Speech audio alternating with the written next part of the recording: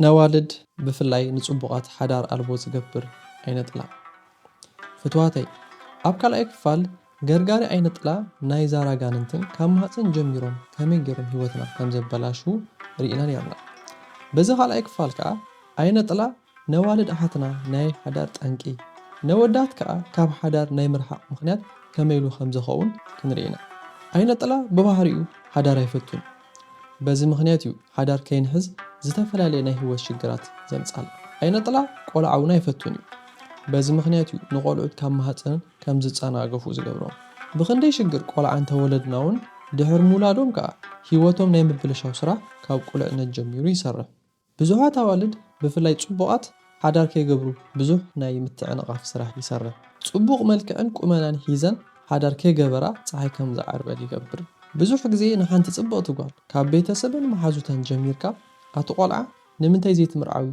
تصبقوكو رقافيو كله أب جزيو أنت خوني تصبق النابلو نناتهم مخرن حساباتهم يلقسولا نساتن وين سلامتي كساب حج حدار كم زي قبرا سلامتي أودات نحدار كم زي دليوا هيتفلتني جن الزرقوم أين طلع بوشتن بدقن كوينو يقرقرا ناي وشت أين طلع أوشت أدفيتو بمحباب أب زوريان زولو أودات قدلاتاتهم أقوليه بمرأي بمستنعاق كفاح سرح يسرح بزي مخنيات نزو معودات يباررو إذا أين طلع نزل ملكا أنياتا زخونا أوالد تدليتو خم زخونا أب أمرون نايت عبيد سمعيت بمهدار حدار دليون نزو مزو أودات بناتن ميزان إنا مزنا قدلاتاتهم يدردرا مرجعاتات بمبزا أب حدا كم زيتو كورا يقبران نيوتا تقوز يرو زلو أين طلع إزودين عاخز متنا يكونن نزي تمريحو بيتسب انتاي خبلكيو النابلة بزفتوا وديم كم تساق يقبرا إذا أين طلع مراتيتن تمراتيتن كم زخونت بتعبيد كم تخيل يقبرا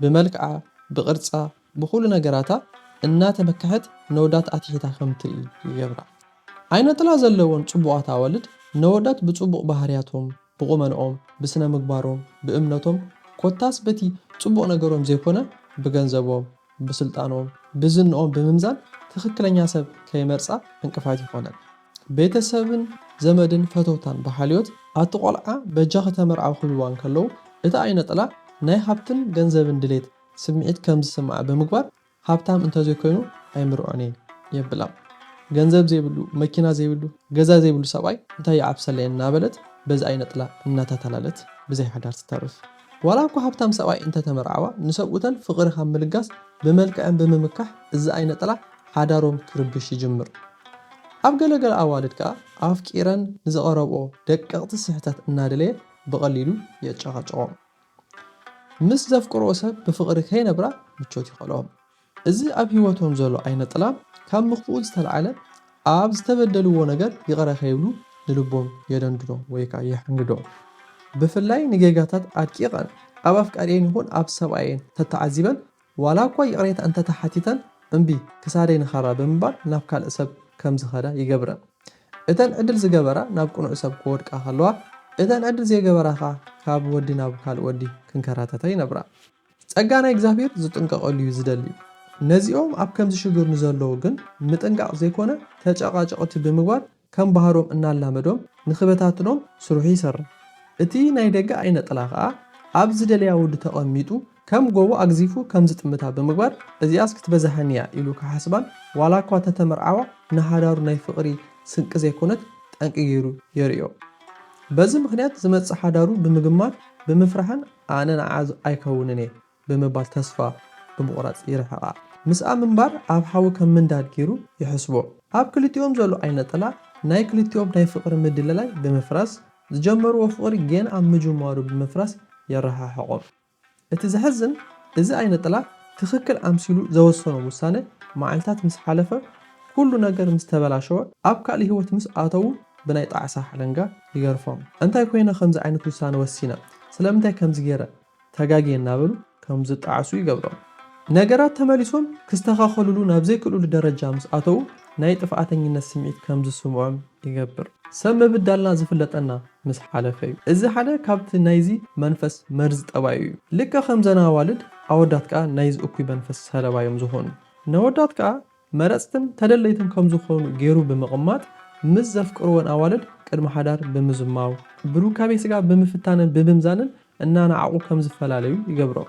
እዚ ናይ ዓይነ ጥላ ባህሪ ዘለዎም ኣወዳት ንሓዳር ክብሪ ስለ ዘይህልዎም እዚ ዓይነ ጥላ ብዘይ ሰበይቲ የትርፎም። ብፍላይ ኣወዳት እዚ ዓይነ ጥላ ንብዙሕ ኣዋልድ ከም ዝመርፁን ምስ ኩለን ብዝሙድ ከም ዝወድቁን ብምልምማድ ሓዳር ዝብል ክቡር ሂወት ከንቱ ትርጉም ኣልቦ ይገብረሎም። ሓዳር ግበሩ ክበሃሉ እንከለው እቲ ዘበዓልጎም ዓይነ ጥላ ነቲ ሂወት የኽብደሎም። ሓደ ኣወዳት ከዓ ሓዳር እናደለዩ ነቶም ዝተፋትሑ ብምሕሳብ ንሓዳር ይፈርሕዎም። ኣጋንንቲ ናትና ሂወት ከይንነብር ናይ ሰብ ሂወት እናርኣየ ሕማቕ ስእሊ ኣብ ኣእምሮና ብምስኣል ካብ ሓዳር ከም እንርሕቕ ይገብር። ዓይነ ጥላ ዘለወን ኣዋልድ ብመልክዐን ይምክሓ፣ ወዲ ይንዕቓ፣ ወዲ ይፈርሓ፣ ሓዳር ይፈርሓ፣ ይኮርዓ፣ ገፀን ዝተቆጠዐ ወይ ዝሓረቐ ይመስል። ካብ ምፅዋግ ዝተልዓለ ሓየልትን ነግራማትን የምስለን። እዘን ከምዚኣተን ኣዋልድ ከምዚ ዓይነት ናይ ገፅታ ዝሕዛ እዚ ዓይነ ጥላ ወዲ መታን ክርሕቐን ኢሉ እዩ። ፍትዋተይ ሰብ ከመይ ኢሉ ብሓመድ ይምካሕ፣ መልክዕ ደስ ይብለካ እምበር ኣየመካሓከን። ናይ ሎሚ መልክዕ ፅባሕ ብእርጋን ረጊፉ ዝልወጥ ነገር እዩ። ግን እዚ ዓይነ ጥላ እንታይ ሰሪሑ እምበር ካብ ዝተዋሃበና ነገር ካብ ንጥቀመሉ ከም ዘይንጥቀመሉ ናይ ምምኻን ስራሕ ይሰርሕ። ጠቢብ ሰሎሞን ውበት ሓሶት እዩ፣ መልክዕ ወይ ከዓ ፅባቐ እውን ከንቱ እዩ ይብለና። ጠቢብ ሰሎሞን ውበት ሓሶት እዩ ዝበሎ ዘይፀንሕ ንግዚኡ ስለ ዝኾነ እዩ። መልክዕ ወይ ከዓ ፅባቐ ከንቱ እዩ ዝበሎ ከዓ ፅባቐ ብሕማም፣ ብሓደጋ፣ ብዕድመ ስለ ዝቕየር እዩ። ምሳሌ 31 ቁጥር 30። ስለዚ ሓሶትን ከንቱን ዝኾነ ነገር ሒዝና ኢና ንዕበን ንኾርአን ዘለና። ከምዚ ናይ ምዕባይን ናይ ትዕቢት መንፈስ ዘሕድረልና እዚ ዓይነ ጥላ ወይ ዓይነ ሰብ እዩ። እዚ ዓይነ ጥላ ነዋልድ ወድን እናምረፀ ከም ዝንዕቓ ከም ዝምካሕ እናገበረ ዕድሚኤን የባኽን። ናይ ተደላይነት ግዜኤን ብኸንቱ ብምብኻን ግዜኤን የሕልፈለን። ከምዚኦም ንዝበሉ መረፅቲ እግዚኣብሔር ግን ብውበትኪ ተኣመንኪ ይብል።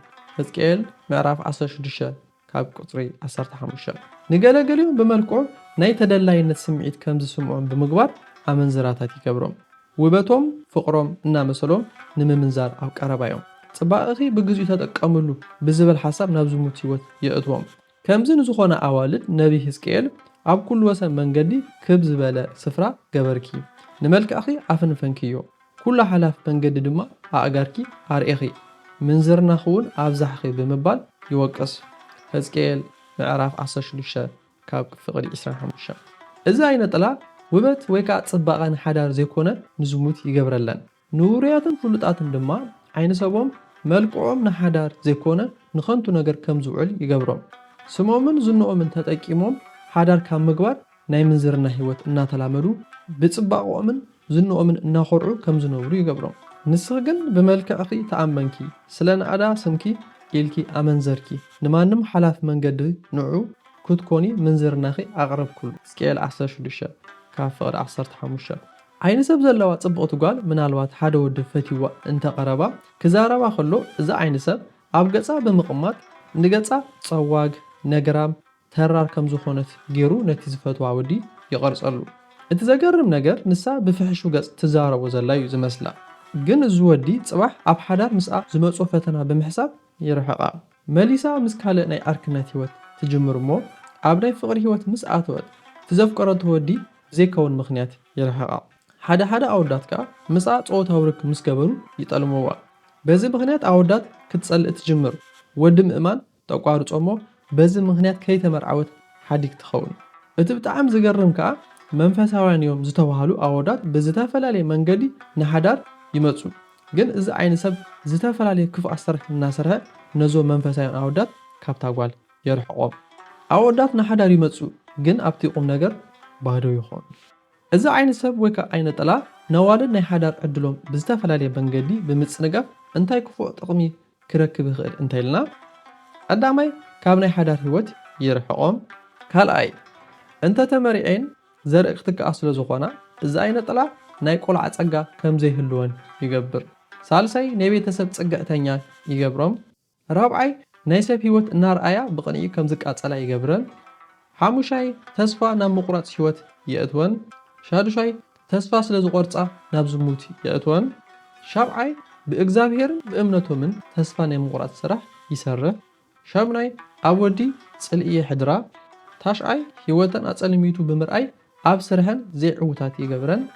ዓስራይ ስለምንታይ ንምንታይ ንነብራ ከም ዘለዋ ስለ ዘይርድአን ምስ ነፍሰንን ምስ ቤተሰብንን የጻልአን ፍትዋተይ ሓዳር ምድራዊ ዘይኮነ ሰማያዊ በረኸት እዩ ካብ እግዚአብሔር ጽቡቕ ካብ ዝኾኑ ህያባት ሓደ ሓዳር እዩ ናይ ሓዳር ህይወት ብምድሪ ዘይኮነ ኣብ ሰማይ ብእግዚአብሔር መለኮታዊ ፍቃድ ዝተጀመረ ናይ ቅድስና ህይወት እዩ ኣዳምን ሔዋንን ኣብ ምድሪ ዘይኮነ ኣብ ሰማዮም ዝተመርዓው ኣዳምን ሔዋንን ኣብ ሰማይ ዝጀመርዎ ናይ ቅድስና ናይ በረኸት ህይወት እዩ ንሕና ኣብ ምድሪ ንነብሮ ዘለና ስለዚ ነዚ ናይ ቅድስና ናይ በረኸት ህይወት እዚ ዓይን ሰብ ስለ ዝጸልኦ ናይ ሓዳር ጽቡቕ ኣጋጣሚና ወይ ጽቡቕ ዕድልና ናትና ጽቡቕ ሓሳብ ብዝመስል መንገዲ ክከላኸል ይነብር ንሕና እውን ናባና ንዝመፁ ናይ ሓዳር ዕድላት ብናትና ድኹም መምዘኒ ኣይኮነንን እዩ ኣይምጥነንን እዩ ብምባል ናይ ሓዳር ዕድልና ንዓፁ ኣብ መጨረሻ ናይ መራፅን ተመራፅን ዕድል ስለ ዘይብልና እዚ ዓይን ሰብ ናይ ባዶነት ህይወት ይሕቑፈና ኣብ ገለገለ ከዓ ንሓዳር ክሕተቱ ከለዉ